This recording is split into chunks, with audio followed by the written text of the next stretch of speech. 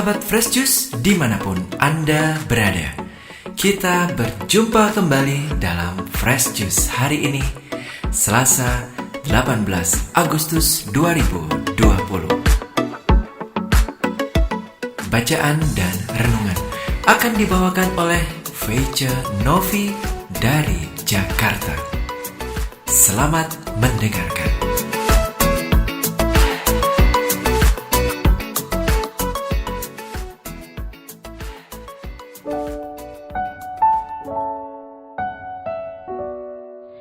Shalom, sahabat-sahabat pendengar Daily Fresh Juice yang dikasihi Tuhan dimanapun Anda berada.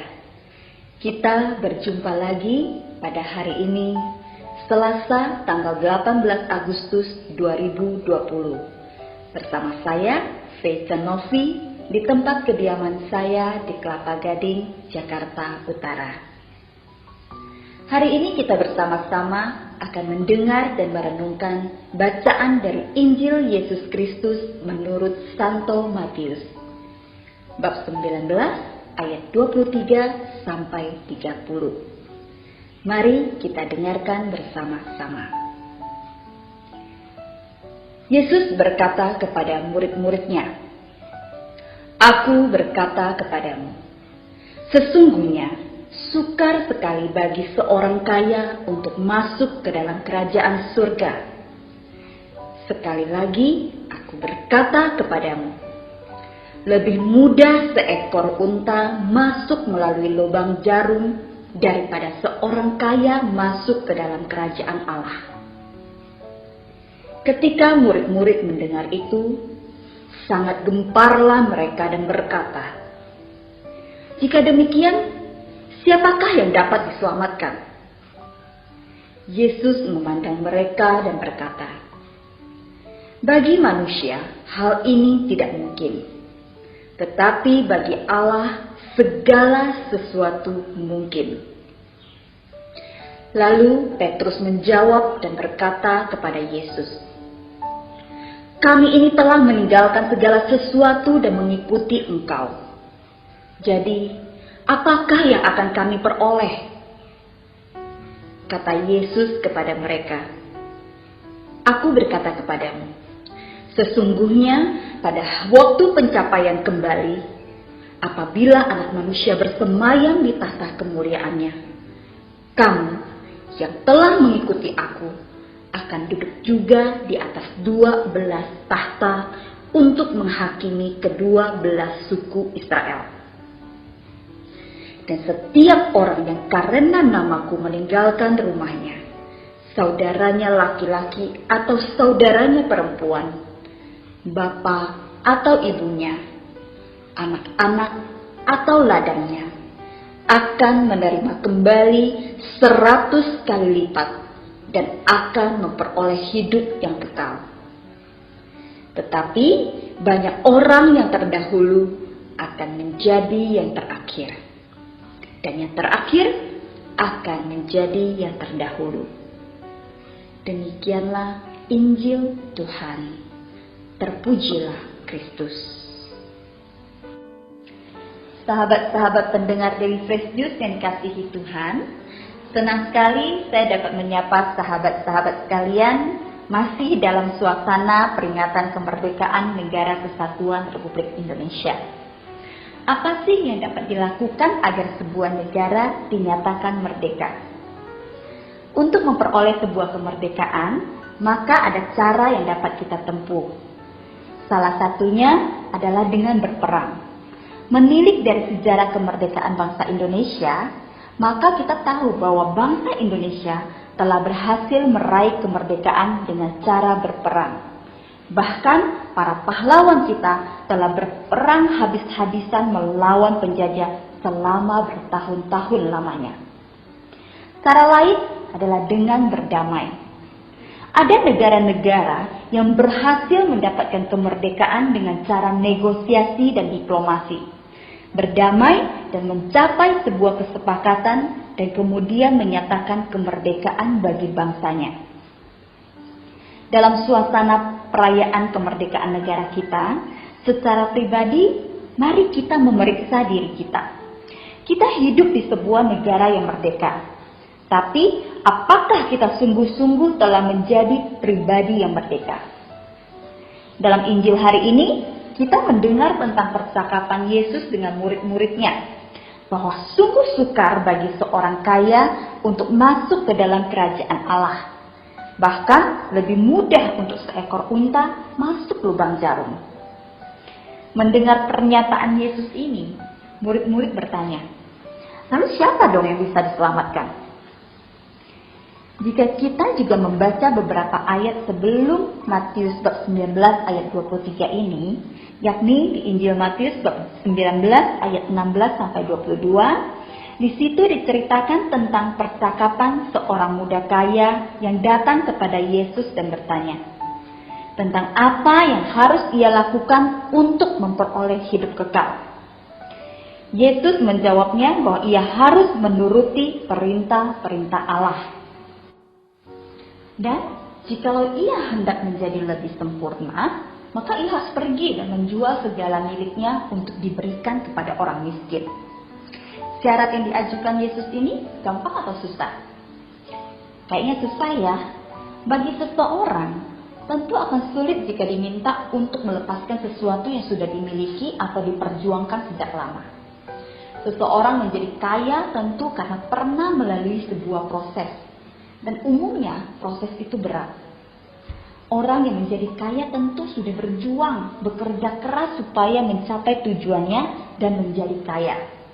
Nah, setelah menjadi kaya, Yesus meminta kita untuk melepaskan semuanya dan memberikan kepada orang miskin.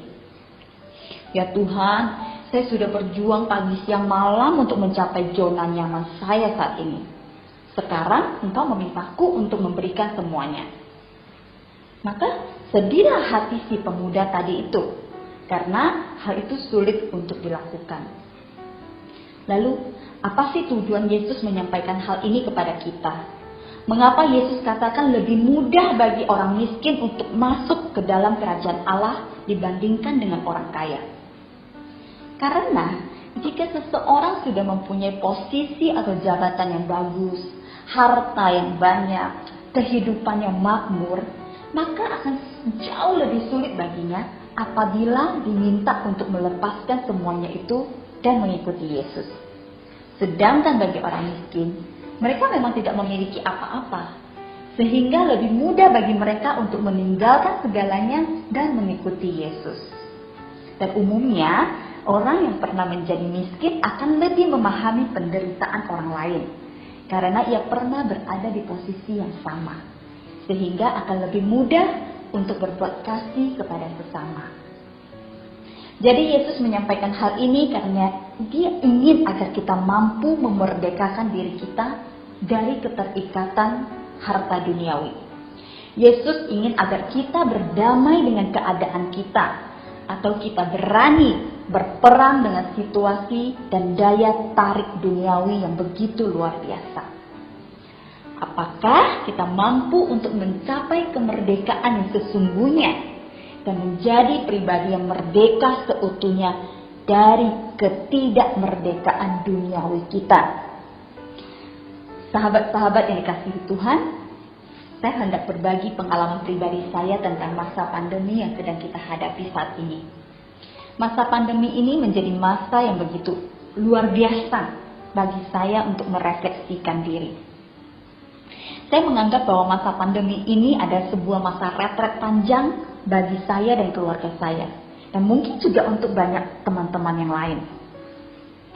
Saya dan suami bekerja di bidang travel agent. Sudah 3 tahun kami membangun usaha kami. Dan puji Tuhan, Tuhan Yesus memberkati kami dengan sangat baik. Saya selalu bersyukur atas segala hal yang Tuhan berikan bagi kami. Mungkin menurut orang lain, berkat kami receh. Tapi bagi kami, berkat-berkat yang Tuhan berikan kepada kami sangat baik.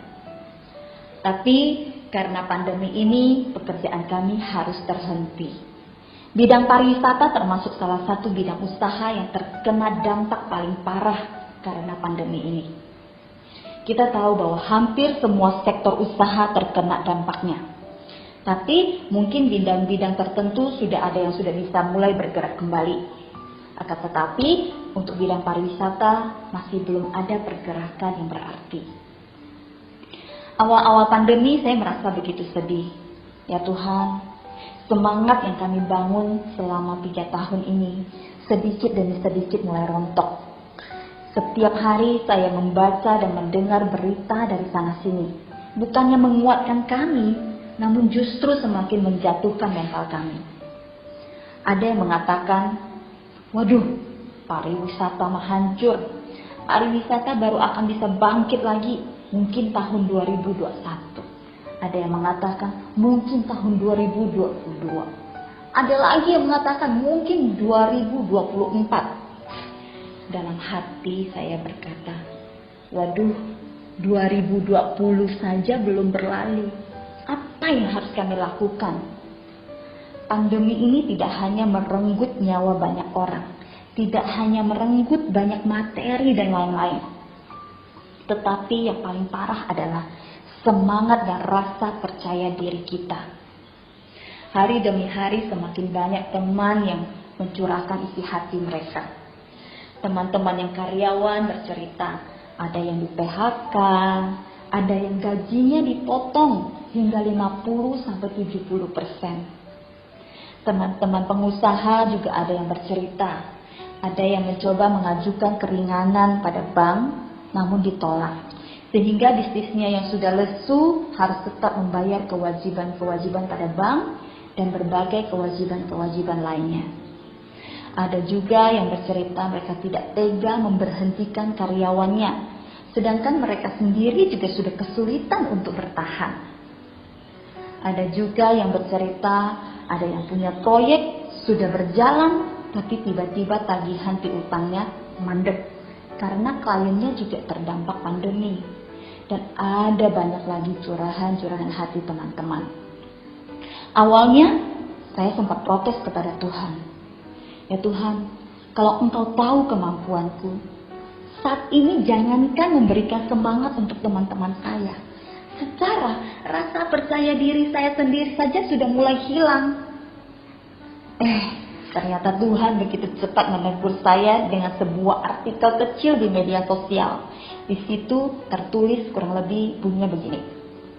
Percaya diri atau percaya Tuhan? Sontak saya kaget. Wow, Tuhan, Engkau hadir begitu nyata. Saya langsung tersadar bahwa lebih penting bagi kita untuk tetap percaya kepada Tuhan. Karena orang yang percaya diri belum tentu percaya Tuhan. Akan tetapi orang yang percaya Tuhan pasti percaya diri. Dari situ saya merasa mendapat teguran yang hebat. Mungkin saya lupa jika Tuhan membiarkan sesuatu terjadi pada kita, pasti ada tujuan yang baik. Dari situ saya mulai memahami banyak hal dan kehendak Tuhan dalam hidup saya dan keluarga. Saya mulai mencoba bangkit dan berjuang. Saya berdamai dengan diri saya sendiri bahwa ini bukan sebuah kegagalan, tapi ini adalah sebuah masa untuk pemurnian diri, di mana Tuhan ingin agar kita dapat memaksimalkan potensi diri kita untuk memenuhi kebutuhan hidup kita. Saya juga teringat sabda Tuhan yang mengatakan bahwa manusia hidup bukan dari roti saja, tetapi dari setiap firman yang keluar dari mulut Allah.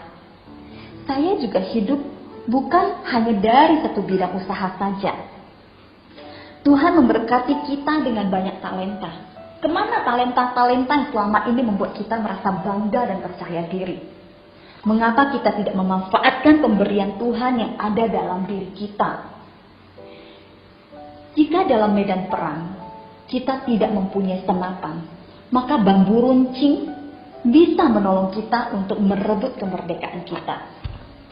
Mari di momen peringatan kemerdekaan ini kita bangkit bersama-sama, berdamai dengan situasi ekonomi kita. Kita taklukkan pikiran kita dengan mengatakan, bersama Yesus, saya pasti bisa.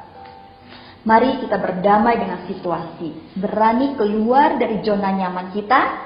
Jika selama ini gaya hidup kita adalah gaya hidup beli yang sudah jadi, dan sekarang kita tidak bisa membeli, maka kita bisa belajar untuk membuat sendiri di rumah. Tingkatkan potensi diri dan jangan menyerah pada situasi dan kondisi. Jika bidang usaha yang kita geluti sedang istirahat dalam tanda kutip, mari kita mencoba peluang-peluang yang lain. Katakan pada diri kita sendiri bahwa kita bukan orang yang lemah. Meski di ruang yang kecil, benih yang Tuhan tabur harus tetap bertumbuh. Dan jangan lupa, mari kita perangi virus COVID-19 ini dengan terus mentaati protokol-protokol kesehatan yang dianjurkan. Kita juga berperang dengan pikiran kita. Jangan berpikir bahwa kita sudah aman, karena sesungguhnya musuh kita masih mengintai. Untuk menang dari medan perang kita ini, kita harus bersatu. Mari kita bersama-sama saling mendukung satu dengan yang lain. Kita memenangkan peperangan ini. Ingat akan sabda Tuhan hari ini bahwa apa yang tidak mungkin bagi manusia, tetapi bagi Allah segala sesuatunya mungkin. Salam sehat, tetap semangat. Sampai jumpa, Tuhan Yesus memberkati. Merdeka! Sahabat Fresh Juice, kita baru saja mendengarkan Fresh Juice Selasa 18 Agustus 2020. Segenap tim Fresh Juice mengucapkan terima kasih kepada Feice Novi untuk renungannya pada hari ini. Sampai berjumpa kembali dalam Fresh Juice edisi selanjutnya. Tetap semangat, jaga kesehatan, dan salam Fresh Juice.